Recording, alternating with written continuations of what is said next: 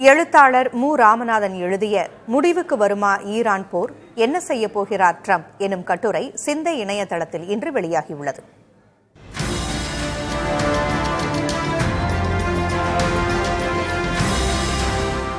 தற்போதைய America Iran இடையேயான போர் சூழலையும் அதிபர் டிரம்பின் முரண்பாடான நகர்வுகளையும் மு. ராமநாதன் எழுதிய இக்கட்டுரை அலசுகிறது.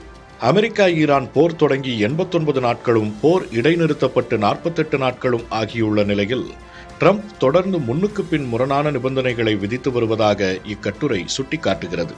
வளைகுடா நாடுகளின் அழுத்தம், ஈரானின் அணு உலை சோதனை மற்றும் ஹோர்முஸ் நீரிணை கட்டுப்பாடு போன்ற விவகாரங்களால் பேச்சுவார்த்தையில் இழுபறி நீடிக்கிறது.